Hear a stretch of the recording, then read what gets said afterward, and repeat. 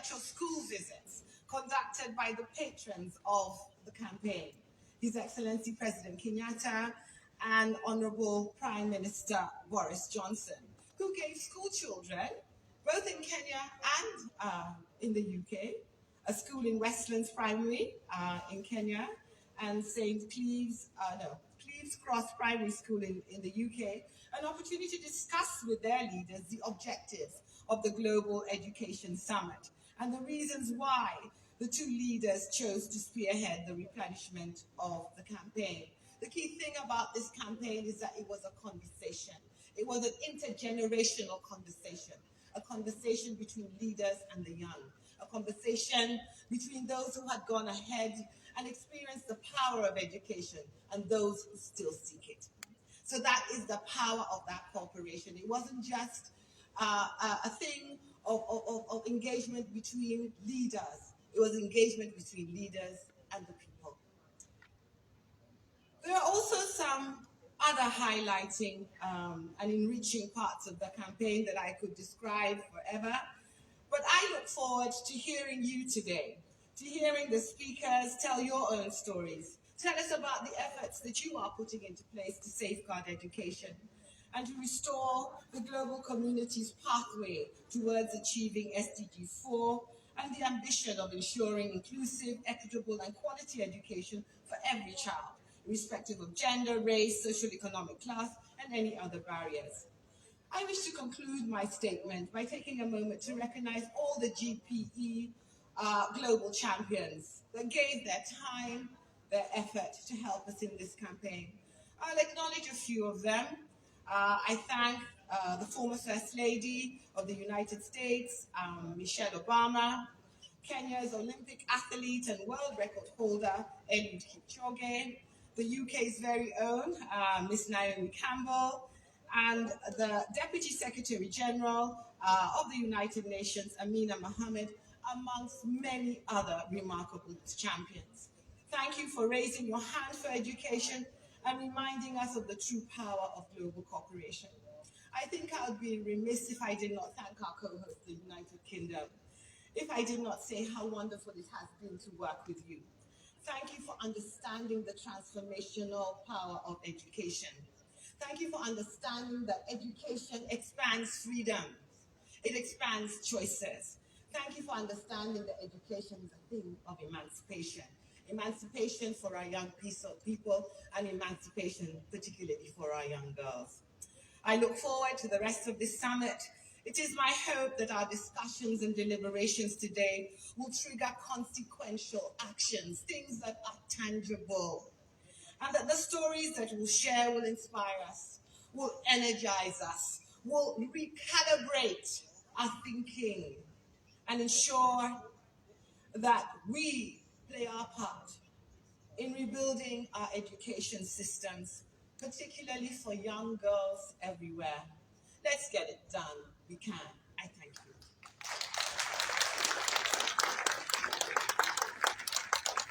Very many thanks, Rachel Omomo, there for your very inspiring address, highlighting the urgency that we all face. Thank you again to Dominic Raab, and Alice, I hope we do you proud today. Thank you very much indeed. Well, we now have the very great pleasure of being joined by a very special guest and our first French speaker of the day, so you may want to get ready your interpretation headsets. 3.5 years ago, as I'm sure you will know, in the Senegalese capital of Dakar, President Macky Sall teamed up with the French President Emmanuel Macron to host the last GPE financing conference. Let's hear from him now, the President of the Republic of Senegal, His Excellency Macky Sall. Excellences, Mesdames, Messieurs, les 1er et 2 février 2018, Dakar avait accueilli la 3e conférence de reconstitution des ressources du partenariat mondial pour l'éducation, co-parrainée par le Sénégal et la France. Je suis heureux de me joindre à vous dans la poursuite de nos efforts communs en faveur de l'école. Je félicite le Kenya et la Grande-Bretagne, co-parrains de cette 4e conférence. Je rends hommage à Mesdames Julia Gillard et Alice Albright, respectivement présidente du conseil d'administration et directrice générale du Partenariat mondial pour l'éducation, pour le temps et les efforts considérables qu'elle consacre à cette noble cause. L'éducation est le meilleur investissement pour combattre l'obscurantisme, former des citoyens instruits et préparer des ressources humaines aptes à porter les dynamiques qui soutiennent le progrès des nations. C'est l'action louable que le Partenariat mondial pour l'éducation mène depuis plusieurs années, y compris dans le contexte difficile de la pandémie Covid-19. En soutenant la reconstitution des fonds du Partenariat mondial pour l'éducation, nous donnons la chance à des millions d'enfants à travers le monde d'accomplir leurs rêve d'être utiles à eux-mêmes, à leur famille, à leur communauté, à leur pays et à l'humanité. Ce faisant, nous bâtissons en même temps les fondements du progrès, de la paix et de la stabilité durable au sein et entre les nations. Ensemble, œuvrons à l'avènement d'un monde meilleur en poursuivant le financement du Partenariat mondial pour l'éducation. Je vous remercie de votre attention.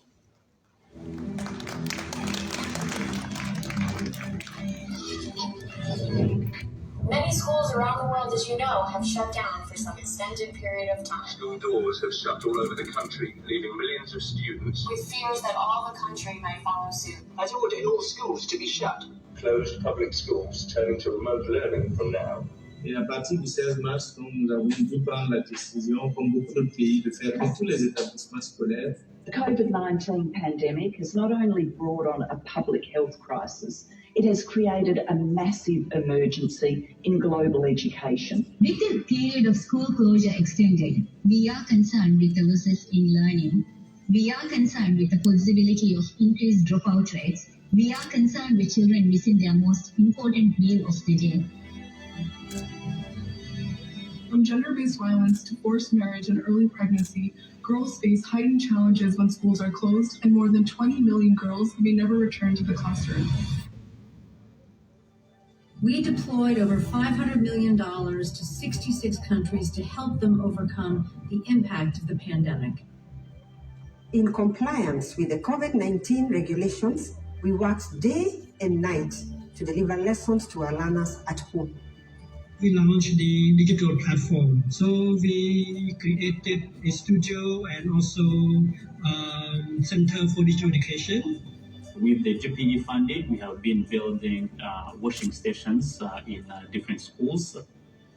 COVID-19 has given us a chance to rethink and reflect on the reality that education has brought to our face. Our goal should not be to return to the way things were. We need a profound commitment to the way the world should be.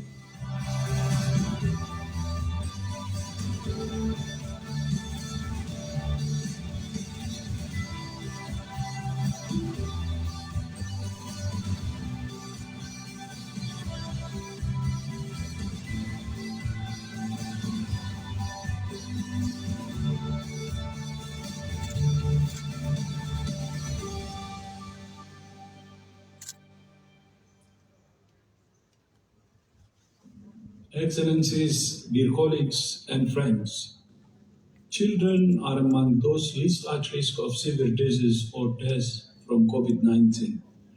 But the pandemic has hit the world's children hard in other ways.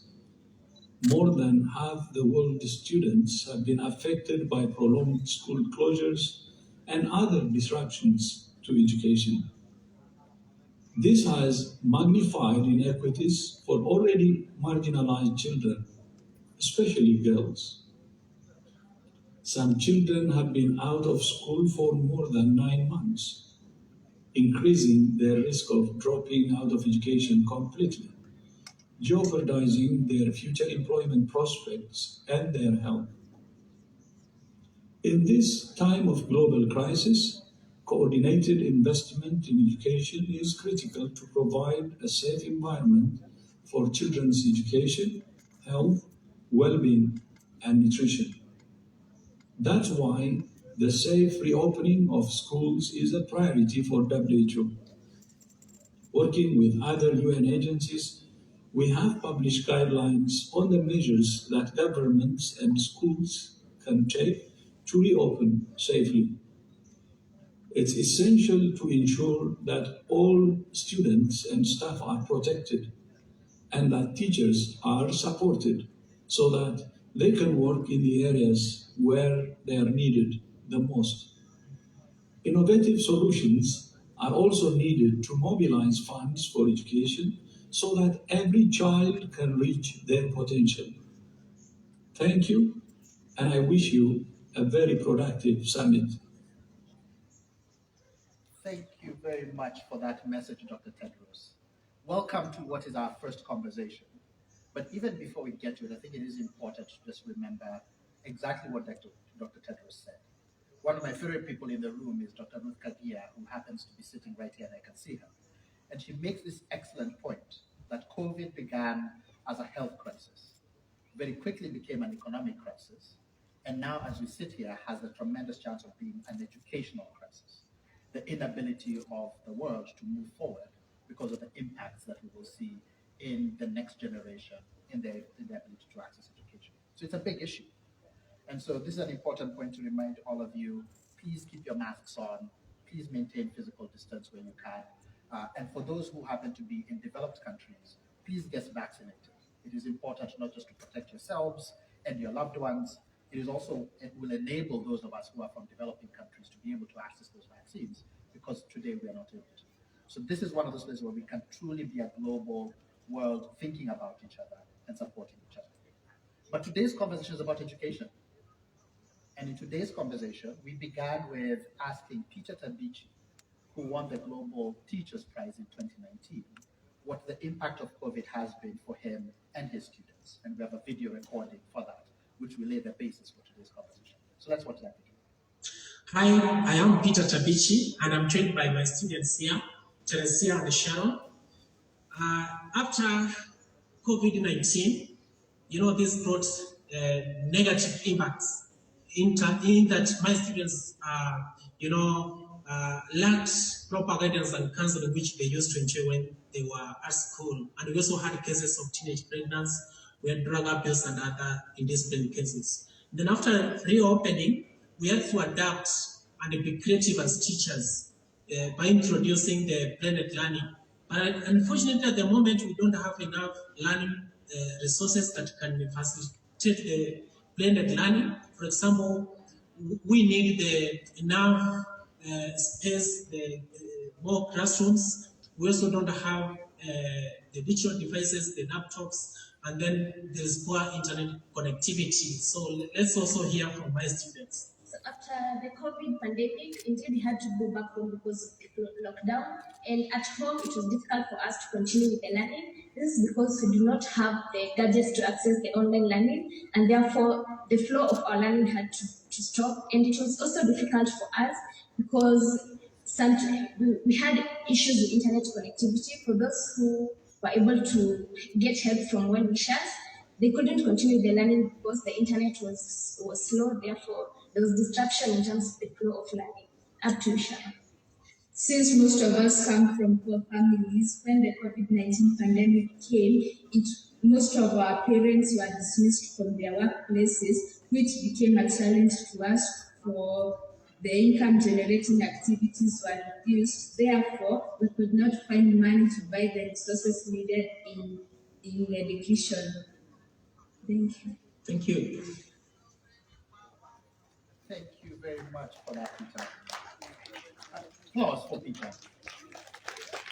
Thank you. My name is Edwin Macharia, and I'm having this first conversation with two incredible women with me on stage. The first is the Minister for Education from Tanzania, Madam Joyce Ndalichako. Karibu sana. And the second is Gabriela Boucher, who is from Oxford. So let's start with you, Mademoiselle. You've heard what Peter said about the impact of education for him and his students in Kenya. Does that resonate with what you experienced in Tanzania? Yes, certainly. Could you tell us more about what that meant for learning and education delivery for the country?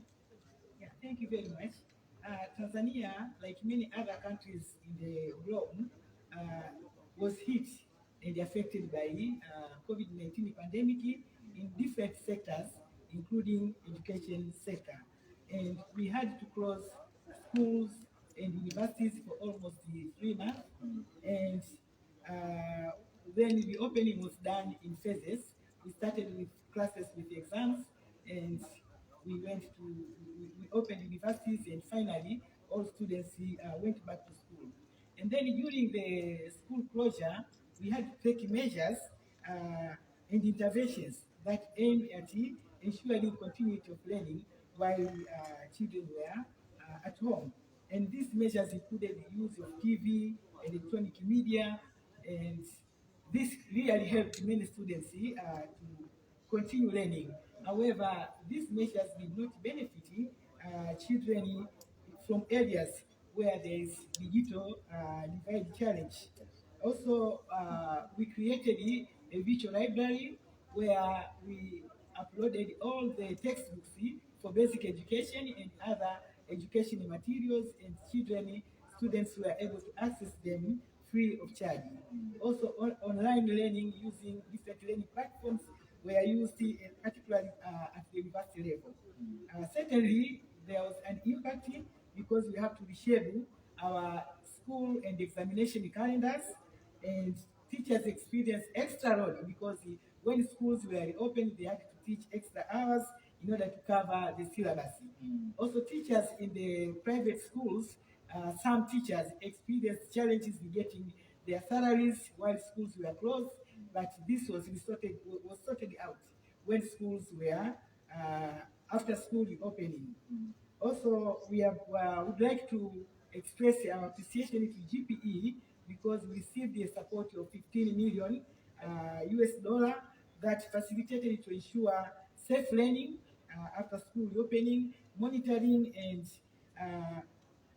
continuity of learning in case any other disaster comes. So that fund was used to develop a national education sector, emergency preparedness and recovery strategy, which is an important tool for preparedness. We also use that for creating and distribution of textbooks to improve pupil-student ratio, textbook ratio, and we also use this fund for acquiring facilities for recording e-learning materials. And what we have learned from this pandemic, overall, it brought challenges to education sector and has pushed us to expand digital and remote learning options in order to reach students where they are in case of unforeseen school closure. Thank you very much. Asante sana. You make such an excellent point that anybody who's ever worked in government or a large institution, you know how difficult it is to find those kinds of catalytic resources to be able to respond to a critical challenge like that. It's great to hear that GP was able to step in, and that shows part of the power of GP being able to step in and support in such challenges. Let me come to you, Gabriela, because Peter did raise a really important question, which is this question about equity, right? That when countries pivoted towards a more digital learning platform, naturally there were people who are outside that ecosystem. How do you think about that particular issue of equity and what needs to be done to begin closing that gap? Thank you, Edwin, and thank you for having civil society here. Absolutely. And for all the GP is doing for education. So yes, COVID risks to magnify inequality in all countries at the same time, and we see that inequality may rise in every place more than anything that records have had in the past. And we can see that 1 billionaire burned 5 billion to get into space, while the whole world is having a lot of difficulty and trouble to get 5 billion to get millions of children to education across the world. So this rings alarm bells for everyone. At the same time, 2/3 of developing countries are having to cut their education budgets, despite the heroic roles of teachers like Peter and many others, and also how parents and children across the world have really learned to appreciate even more the role of teachers. So, and there's also the other problem is many donors are turning to a privatized model of education, which is exacerbating those inequalities. So it plows with income and profits into rich men, primarily in rich capitals, and really takes it away from investing in girls, in the poorest girls. So as always, the most affected are the poorest and the most marginalized, and those are the most impacted by this crisis, and particularly, as you're saying, those technological divides. And the pandemic really shows that there is no substitute for public, free, quality education. And that's how we really reach every child.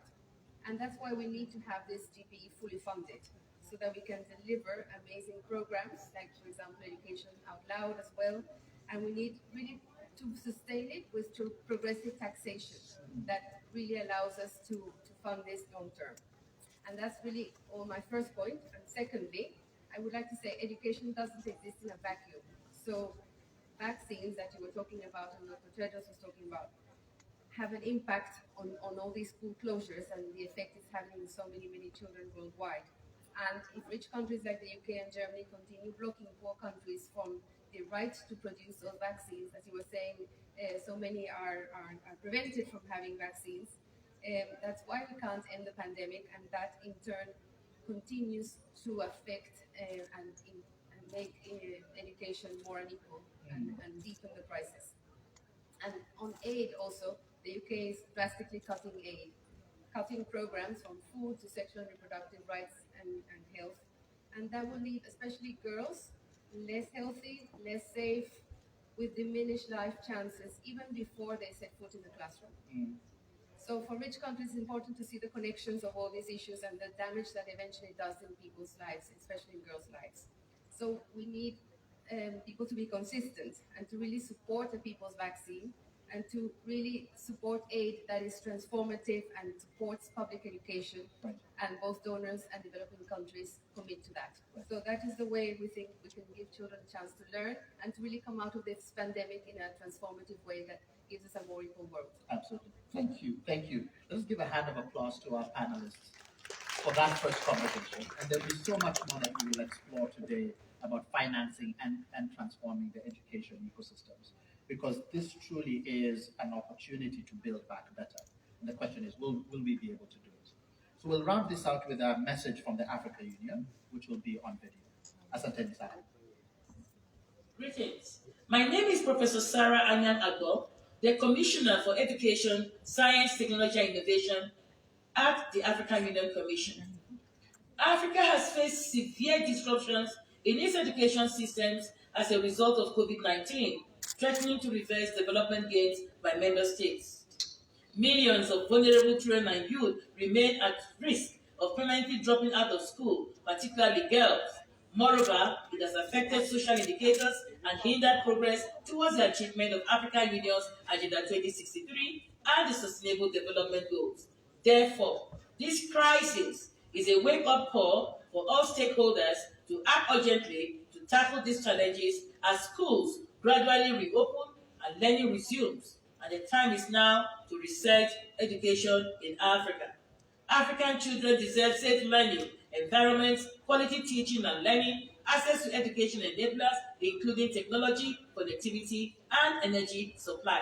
Therefore, it is important we work together, and that is why I am delighted AU and GPE are partnering on these areas. The Global Education Summit is an opportunity to come together and, through political will, partnership and collective action, push forward the transformation of education systems in Africa.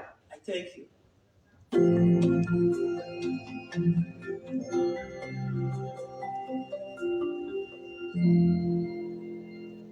Well, thank you very much indeed to Sarah. Such a poignant and important message highlighting the real crisis that we face.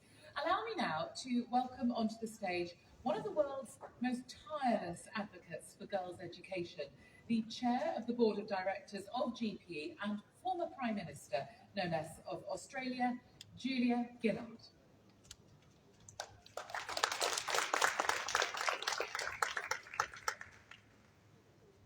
Thank you very much. We are gathered at an exceptional time in history, a time that requires acceleration and transformation. GPE is uniquely positioned to traverse these challenges and seize these opportunities. Thanks to the contributions of all of our partners represented here today, since GPE's inception, we have helped get almost 1,000 children learning every single hour for the last 19 years. Imagine the ripple effects of this many lives being transformed. Take the example of a 9-year-old girl in a Maasai community in rural Kenya, whose biggest dream was to go to school, but there were none. When external aid financed a new school specifically targeting girls, the first battle was over, but another began. Traditionally, this girl would have been wearing a wedding dress, not a school uniform. But with sheer determination, she became the first ever girl to go to school in the history of her community. Now she works tirelessly to empower Maasai girls to get a safe, quality education, ensuring the cycle of inequality ended with the first step she took into a classroom. This is the story of Selena Nicoli, one of our phenomenal youth leaders who joins us today to deliver her message to heads of state. This is the power of education. This is the power of young people's voices, ideas and leadership. So let's hear from them. Joining Selena in Kenya, we have with us Shikimi from Nigeria and Josephine Kamara in Sierra Leone. And I'm excited, indeed delighted, to be joined by a dear friend, a tireless global campaigner, known to all of you. Malala, over to you. Karibuni. Asante sana to you, Julia Gillard. Thank you so much. And thank you so much to GP for inviting me here today. We all know that the world is facing a girls' education crisis. Nearly 130 million girls were out of school before the COVID-19 pandemic. Now, 20 million more girls are at risk of dropping out because of it. Climate change is exacerbating the issue. Malala Fund estimates that climate-related events will lead to at least 12.5 million more girls a year deprived from learning. If we want a stronger, fairer world, we must keep girls learning. Girls' education improves public health, mitigates climate change, improves peace, and promotes economic growth. Strong education financing is key to achieving this goal. GPE's 5 years commitment to gender equality through funding and initiative is a great start. If fully replenished this year, it will result in 46 million more girls schooling very soon. To discuss what more leaders can do to help us build a future where all girls can learn and lead, I'm joined by 3 dedicated young advocates, and I would like to start from Shikemi first. Shikemi, what do you think? Why are advocating for children to get an education so important? Thank you, Malala, and I must say I'm so honored to be here with you today with my fellow GPE youth leaders, with Julia, of course. And I definitely think that education is the tool that we need to have the world that we want to see. I basically think that the world I want to see is one where everyone's treated with equality, respect, dignity, where everyone is valid, where their dreams are valid, where a girl knows that she's equally as deserving as the boy in her class, because she is. And I think about it and I wonder what other way, or what's the best way for someone to know that their dreams are valid than to give them access to the education that they need to achieve those dreams. And I know that that is true because I am proof, because I know that you are proof. My fellow GPE youth leaders are proof. And looking again at the issues that are stopping us from the world we need to see, issues like poverty, global warming, insecurity, weak economies, as COVID has shown us, poor healthcare. These things are stopping us from the world that we need. And education has the power to stop that. I grew up in Nigeria, as I've said before, and I was in secondary school when the Chibok girls were abducted.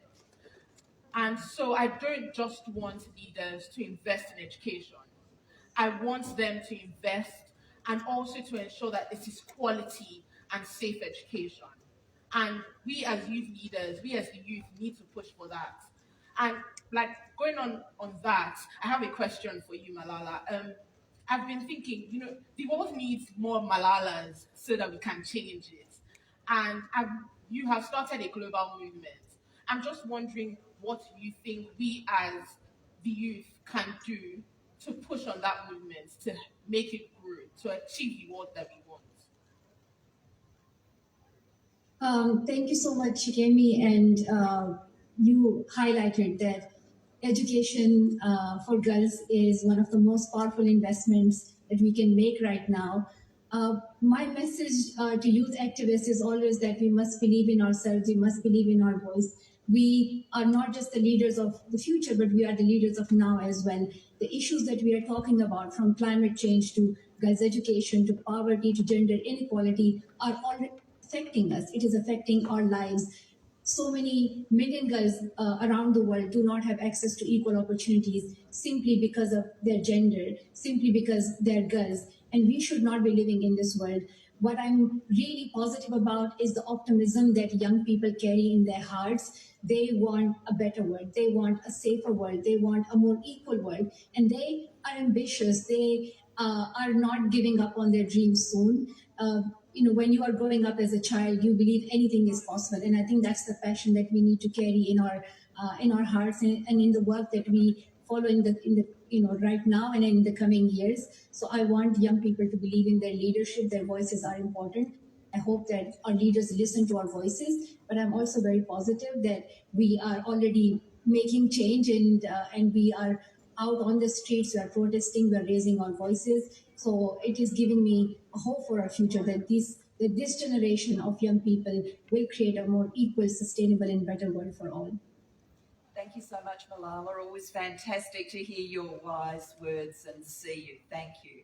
Josephine, can I come to you now as a leader of now, as Malala has described young women and men campaigning around the world? Can I ask you, what has the COVID pandemic exposed about inequity and especially the digital divide in Sierra Leone? Well, schools were closed for 2 months. Immediately, we recorded the first COVID-19 case in Sierra Leone.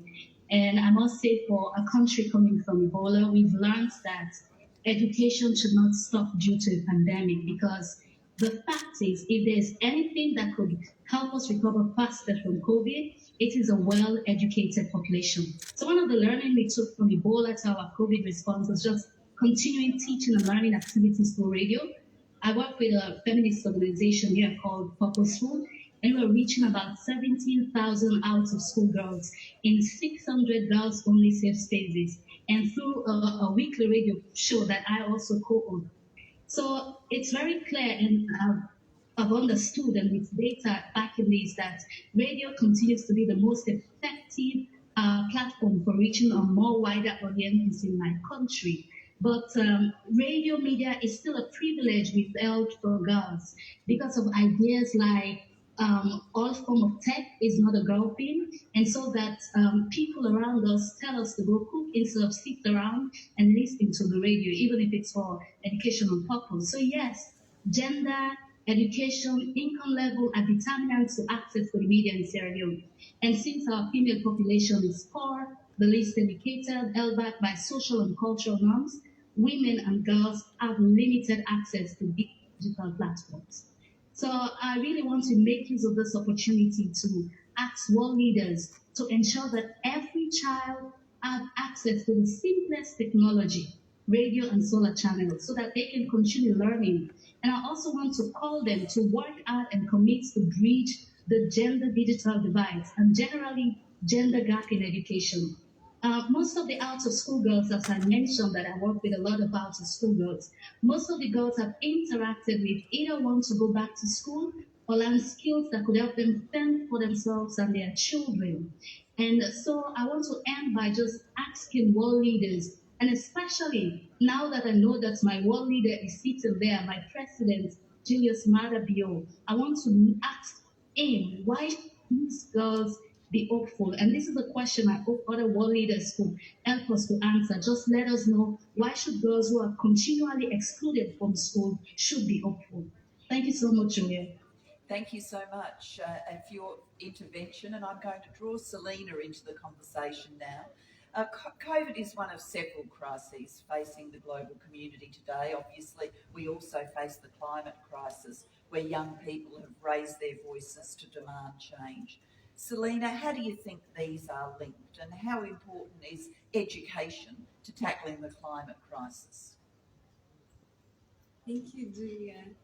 In the Maasai village that I come from, the only socio-economic activity is nomadic pastoralism. But with climate, education has been really greatly affected, and students are being pulled out of school to take out on new responsibilities at home. And also due to more frequent and prolonged droughts, as a community, we are experiencing children, especially boys, being forced out of school to accompany cows far away from home in search of water and grass, and usually leaving behind women and children facing extreme hunger. Also in Kenya, not all students were able to return to school after the COVID pandemic, and therefore we've lost many futures to teenage pregnancy, child marriages, entrance into the workforce, or just simple discouragement. And I think education is the best tool that we can use to fight climate change, because through education, young people like us have become better leaders, and we have become better at sharing knowledge and experience with our local communities on adaptations to the climate crisis we are facing.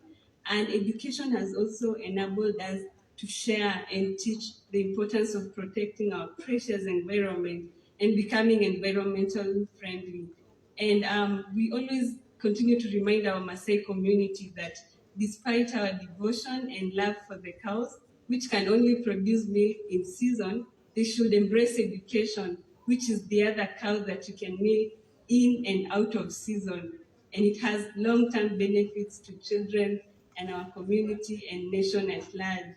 So I want to take opportunity to ask world leaders to really prioritize quality education for all girls, as it is an essential pillar for a better future for them and for the whole society. Thank you. Thank you so much. We have questions posed for leaders, and we have some leaders joining us now. I do want to welcome the following leaders on stage. President Bio of Sierra Leone, welcome. President Bazoum of Niger, welcome. And Prime Minister Roble of Somalia. We are turning from our young leaders to our national leaders. Thank you for joining us. Welcome to you. We've just been having a wonderful conversation with young leaders about education and what we need to do to seize the vision we all want of every child in school and learning. Now we'd like to hear your thoughts. But first, let me go back to Malala to give you a quick snapshot of our discussion. Malala. Yeah, thank you so much, Julia. And young education activists just spoke before this session. And I would like to summarize that we right now live in a world where 130 million girls are out of school. Issues like COVID-19 and climate change threaten to force millions of more girls out of school. And the global education financing gap could soon grow to $200 billion a year. This could reverse years of hard-won progress for education and equality. Girls and young women are eager to learn and lead. They are critical to meeting the challenges we face today. Educating girls towards economic growth, public health, environmental sustainability, and workforce participation. But too many education systems are falling short. The challenge now is not about how we get back to normal and how we get back on track, but how we build back better. How can we create a future where all girls can have access to safe, free, and quality education? World leaders, those who are here with us today on stage, those who are listening to us virtually, and those who will listen to us later, must young women.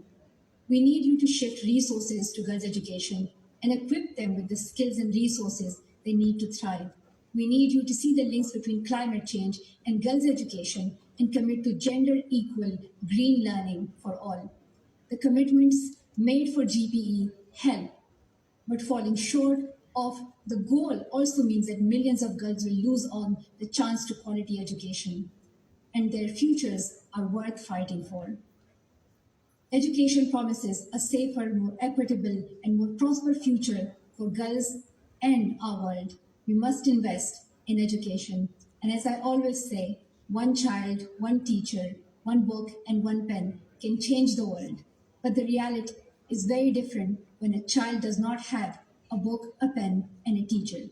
So financing is crucial to making sure we create a world where all children, especially girls, can learn and can be in school. Thank you. Asante sana. Thank you, Malala. And to turn to a discussion of changing the world, let me start, President Bio, with you. Recently, Sierra Leone overturned a law so that pregnant girls will never again be banned from classrooms. How has this action changed the lives of girls in your country? And what are your plans for ensuring that girls have access to a quality education? Thank you very much. I want to start off by saying that access to quality education is a fundamental human right. Besides, my government has already stated that human capital development is our priority, but also we want to make sure that human capital development is actually inclusive. Having said that, I want to add that it is easier said than done, access to quality education. For women or girls in particular, there is, of course, gender disparity, especially in the schools, and certain norms and discrimination have not allowed the girls to be able to continue to do their education. So we have to take care of that. And again, when you think about the number of girls who drop out of school, I thought that it would be a big failure on my part, who is very passionate about education, to leave any girl behind. So our policy is to make sure that all girls, irrespective of the fact that they are pregnant or not, are able to continue school or go back to school after childbirth. It was for this reason that we brought in this new policy. What has it done? Well, of course, it's been difficult. We are trying to narrow the gender disparity gap, especially for pregnant girls. So we had to bespoke this particular policy to make sure that those gender norms that militate against pregnant schoolgirls is taken care of. That is why we did this. And what has it done? It is giving confidence to girls not to be pregnant, but to know that when they are pregnant, they still have another chance. That's a huge number. In Sierra Leone this year, last year alone, from our school census, we had about over 2,000 girls who were registered pregnant, schoolgirls. Normally, all of them will fall out of school, drop out of school. But because of this policy, they have a chance to continue school. And our policy is about making sure that they stay in school as long as possible and that they can return to school after childbirth. You know, on a lot of occasions, we have put the burden on the girls, little girls in their formative years. We look at them to be, sexual gatekeepers who would have to say no. That is victimization. We are being unreasonable. And of course, after they get pregnant, we accuse them again. And that means secondary victimization. We want to get, what our policy has done is it's gotten rid of that secondary victimization. It prevents, we are doing everything to prevent early pregnancy. My wife is a big campaigner. She goes all over Sierra Leone. Hands Off Our Girls is a campaign on her part, which means we don't want anybody to tamper with these girls. But should they fall victim, we should not secondary victimize them. And that is what this policy is about. More girls are retained in the schools now, even with the parents, starting with me. I was vehemently opposed to it. But on second thought, and not wanting to go against my own belief that everybody should have the opportunity to go to school, I had to make a U-turn on that policy to allow pregnant girls to continue their education and to come back after they would have given birth. So more kids are retained in school. The victimization has reduced dramatically, and what have we seen? A more confident group of young girls who know that they have at the highest position the president and the wife who will advocate for them to make sure that their schooling continues. Thank you.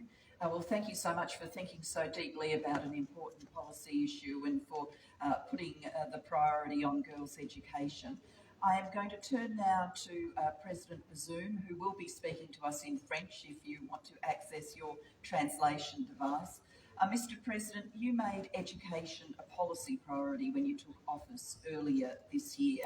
How do you plan to strengthen the education system so that you can address challenges like climate change, child marriage, and ensuring that the children of today are ready for the economy of tomorrow?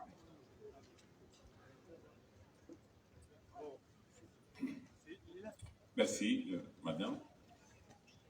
Moi, je vais commencer par donner quelques chiffres de nature à donner une idée du sort des jeunes filles au Niger, en rapport notamment avec le droit à la scolarisation, à l'éducation et à l'emploi. Nous sommes malheureusement le pays dont les statistiques peut-être sont parmi les plus mauvaises, sinon même peut-être les plus mauvaises, en matière de ce qui est l'expression du droit des femmes. Nous sommes un pays à tradition très polygamique et les mariages précoces sont des choses très courantes. Les statistiques à cet effet indiquent que 28% des filles sont mariées avant l'âge de 15 ans et 77% d'entre elles sont mariées avant l'âge de 18 ans.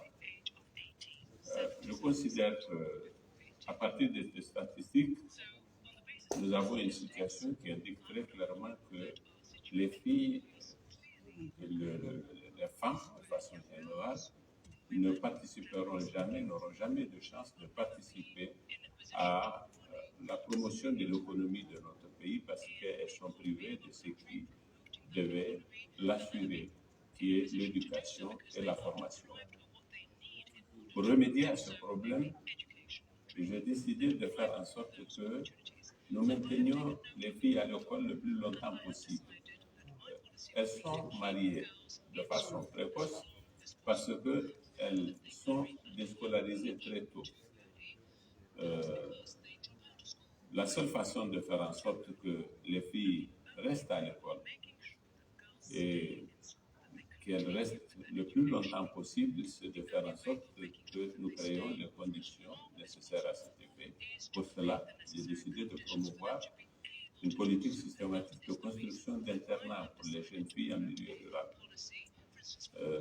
Nous allons construire des internats qui vont accueillir les jeunes filles qui viennent des villages qui ne disposent pas de collège d'enseignement chez elles. Et si nous faisons en sorte que pendant tout le collège, c'est-à-dire durant les 4 années de la scolarisation en collège, les filles sont maintenues à l'école, on prive une bonne partie d'entre elles, on les met à l'abri du risque qu'elles se marient à l'âge de 13 ans, parce que c'est à cet âge-là, en général, qu'elles sont renvoyées. Et elles sont exposées au mariage précoce. Dans notre culture musulmane, les parents ne conçoivent pas qu'une fille qui ne part plus à l'école reste sans être mariée. Et en faisant en sorte qu'elles atteignent la classe de 3e et qu'elles puissent accéder même au diplôme du BPC, ce qui leur ouvre des perspectives d'études du second cycle, puis du supérieur par la suite, ou qui les met sur des voies où elles peuvent bénéficier de formations professionnalisantes, nous faisons en sorte que la plupart des filles du Niger atteignent l'âge de 18 ans sans qu'elles soient sorties du circuit de l'école et du circuit de la formation. Voilà le grand pari que je fais. Moi, je suis élu, madame, il y a de cela moins de 4 mois. Je commençais à construire les internats. J'en construirai de très nombreux la prochaine fois. Et nous ferons en sorte que les filles puissent, elles aussi, réussir à l'école, puissent être bien éduquées, être bien formées. Et c'est de la sorte seulement que nous garantissons les conditions de la promotion de notre économie en y faisant participer la moitié de la société qui, dans le contexte actuel, est vraiment privée de toute chance d'apporter sa contribution au développement économique de notre pays. Voilà un des aspects que je compte promouvoir et dont les résultats attendus sont ceux que je viens de décrire. Merci. Thank you so much, and we wish you well as you go about that journey, and GPE will be with you every step of the way. I'm going to turn now to Prime Minister Roble. Your government's partnered with GPE to support education for children who are affected by conflict, climate shocks and displacement. How will education for all children support your vision of economic and social growth for Somalia? Thank you so much. First of all, I would like to thank GBE for being reliable and trusted to Somalia since 2012. Sadly, conflict and natural disaster spare no one. Least of all our children, in my country's experience, schools have been an important lifeline during the emergencies. As you know, schools provide children with a safe haven where they not only can continue with their education, but also benefit from critical life skills and psychosocial support that can strengthen their resilience.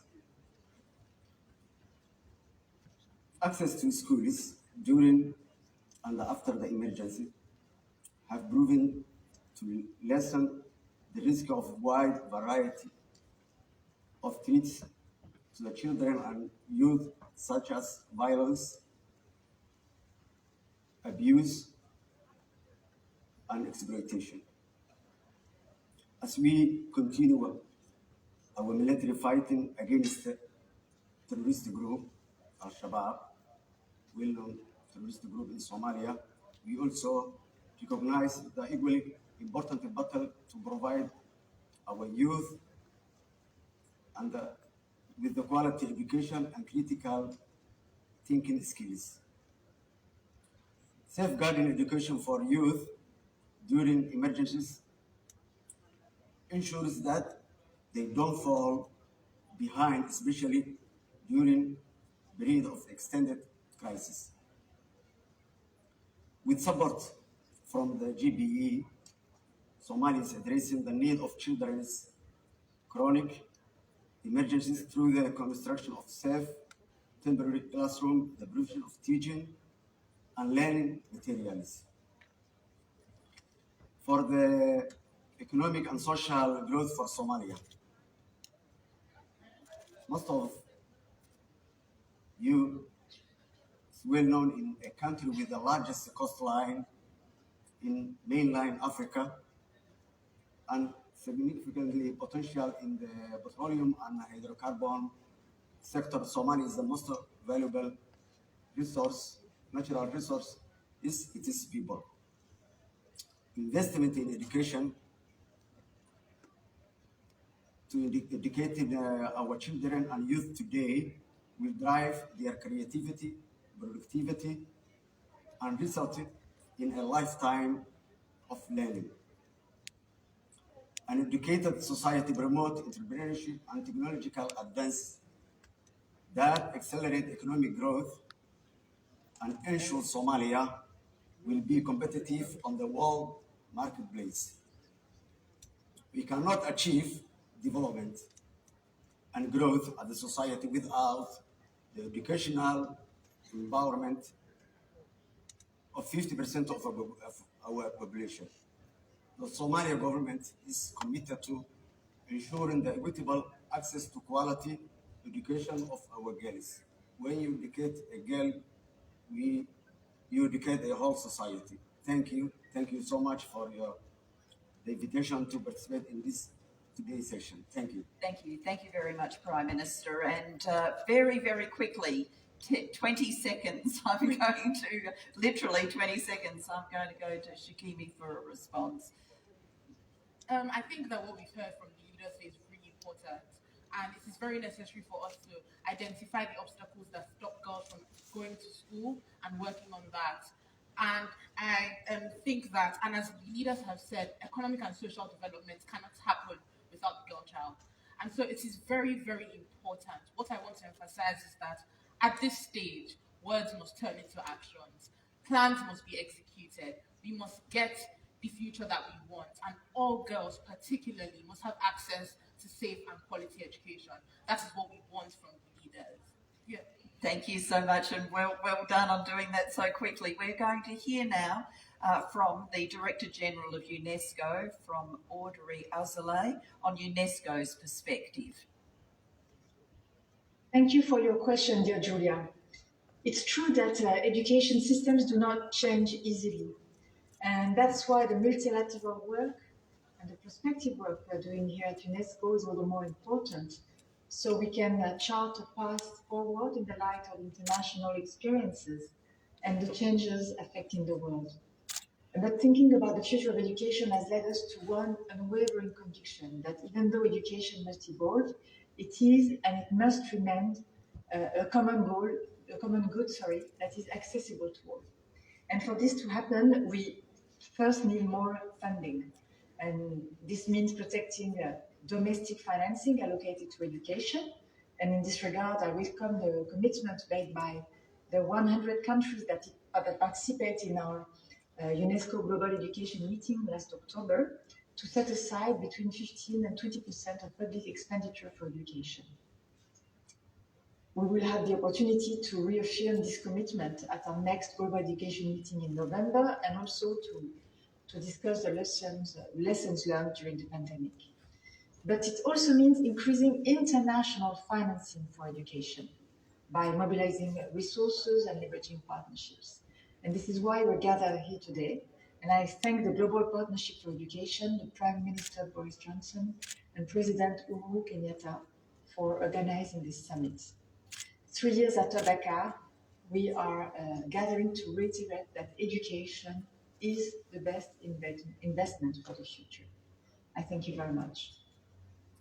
Well, thank you very much indeed to Audrey, and thank you, Your Excellencies, to Julia, Malala, Josephine, Selina, and Shikemi, leaders of today and very exciting and promising leaders of tomorrow. Thank you very much indeed. Well, we all know, don't we, that education is the foundation for change to the world that we want for our families, for our communities, for our countries, and, of course, for the planet. A quality education impacts all of the other development goals that we, of course, share. The ripple effect of education is one of the themes of this Global Education Summit. And so this feels like a very good time to remind you that, as well as all the speakers joining us here in London, there is a wealth of discussion and debate available on the virtual summit portal. So when you do have a chance, please do make sure to check that out. We'll bring you lots of tributes to that throughout the day. Like this, the ripple effect, education's impact on sustainability. Are we doing enough? Are we asking enough? And are we enough? Can we bring forth a change in paradigm so pronounced it begs the walls to break, it asks the earth to shake, and when it shakes,